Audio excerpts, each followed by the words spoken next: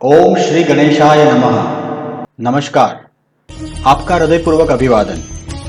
संयम इस शब्द को हम लगभग हर धर्म ज्ञान की चर्चा, गोष्ठी या कथाओं में अवश्य सुनते हैं। संयम शब्द का जो आम अर्थ हमें इस प्रकार की धर्म ज्ञान की गोष्ठी या कथाओं में सुनने को मिलता है, उसके अनुसार संयम का अर्थ यह किया जाता है कि किसी भी चीज की लत न लगाना, अपनी विविध भौतिक इच्छाओं के ऊपर काबू रखना। कुल मिला के हम यह समझते हैं कि संयम मतलब अपने आप के ऊपर नियंत्रण या काबू रखना, किंतु संयम का आध्यात्मिक अर्थ कुछ अलग ही है। वैदिक मनीषियों एवं ऋषियों के अनुसार संयम अर्थात हमें भगवान द्वारा दी गई शक्ति का सदुपयोग करना, यही संयम है।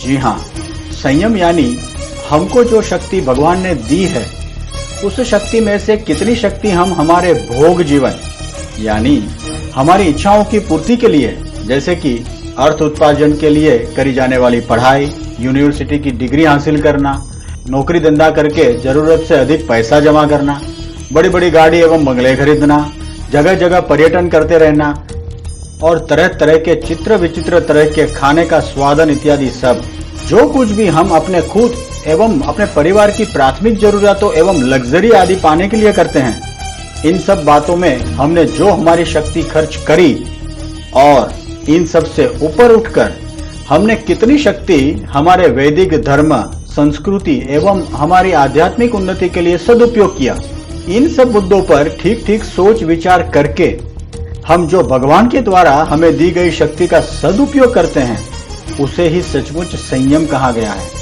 और ऐसा सोच विचार करके अपनी शक्ति एवं सामर्थ्य का जो व्यक्ति ठीक ठीक सदुपयोग करता है, वही सचमुच संयमी कहा जाता है। और ऐसा संयम जिसमें भगवान के प्रति निष्ठा रखकर अपने जीवन को जीने का प्रयास किया जाता है, वह जीवन ही सचमुच भक्त का जीवन कहा गया है। आइए इसे उदाहरण से समझने की कोशिश करते हैं। इस बारे में हम महावीर अर्जुन का उदाहरण ले सकते हैं।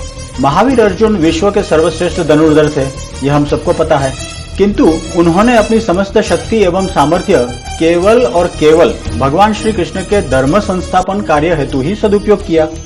किंतु जब हम कर्ण के चरित्र का अभ्यास करते हैं, तब हमको ये देखने को मिलता है, भले ही कर्ण भी अर्जुन की तरह प्रतिभावान था, इसके बावजूद कर्ण ने अपनी समस्त शक्ति एवं सामर्थ्य का उपयोग केवल और केवल अपने स्वार्थ के लिए किया। कर्ण अपनी शक्ति एवं सामर्थ्य का उपयोग हमेशा दुर्योधन आदि नराधमों के लिए करता रहा। इसीलिए वीर अर्जुन संयमी थे और कर्ण संयमी नहीं था, ऐसा कहना होगा।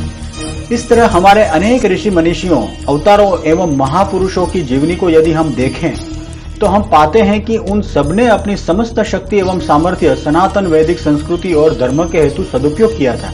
वह चाहे ब्रह्मर्षि वशिष्ठ हो, चाहे महर्षि विश्वामित्र हो, महर्षि परशुराम हो, महर्षि वाल्मीकि हो, या फिर महर्षि वेदव्यास, महर्षि याज्ञवल्क्य, महर्षि अत्रि, महर्षि भारद्वाज, महर्षि दधीची, महर्षि अगस्त्य, महात्मा बुद्ध, जैन परंपराओं के मुनियों एवं अनेकों तीर्थंकर, आचार्य चाणक्य, जगत गुरु आदि शंकराचार्य, रामानुजाचार्य, माधवाचार्य, सिख परंपरा के अनेक गुरुओं, भक्त कवि तुलसीदास हों, या फिर संत ज्ञानेश्वर, एकनाथ महाराज, तुकाराम, महर्षि दयानंद सरस्वती, स्वामीनारायण संप्रदाय के स्वामीनारायण भगवान खुद एवं उनके महान अनुयायी संत आदि सब।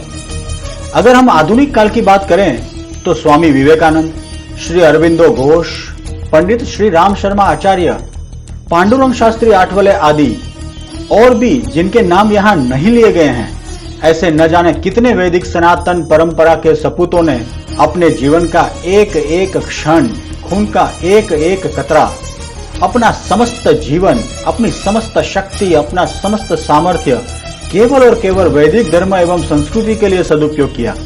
इन्हीं महापुरुषों के जीवन हमारे लिए एक आदर्श संयमी जीवन का उत्कृष्ट उदाहरण बन सकते हैं। हमें भी यदि हमारे वैदिक धर्म एवं संस्कृति को संभालना है, तो जीवन को संयमित बनाना अत्यंत आवश्यक है, क्योंकि वैसे ही बहुत देर हो चुकी है। यदि आज हम नहीं समझे, तो कल हमें समय मजबूर कर सकता है इन सब बातों पर गौर करने के लिए। असंयमित जीवन वाले मनुष्य का मन कभी एकाग्र नहीं हो सकता, और मन को एकाग्र करे बिना चित्त की शुद्धि संभव नहीं हो पाती। और बिना चित्त की शुद्धि किए आध्यात्मिक विकास असंभव है। इसीलिए वैदिक मूर्ति धारणा प्रक्रिया में भी संयम का अति महत्व वर्णित किया गया है। मित्रों, हम वैदिक ऋषियों एवं अवतारों से प्राप्त ऐसी ही ज्ञानवर्धक माहिती लेकर आपके सामने उपस्थित होते रहेंगे। सनातन वैदिक धर्म के पुनः उदय के बिना न तो व्यक्ति, न ही समाज, न राज्य, न ही राष्ट्र और न ही इस विश्व का कल्याण होना संभव है। यदि आपको ऐसे विचार जीवन उपयोगी लगते हैं तो आप इसे अपने सगे संबंधी, मित्रों और अन्य सभी जान पहचान के लोगों के साथ अवश्य शेयर करें और उन्हें भी सनातन वैदिक धर्म एवं परंपराओं के प्रचार एवं प्रसार हेतु उत्साहित करें। ईश्वर हमारा मार्गदर्शन करें। ओम नमः शिवाय।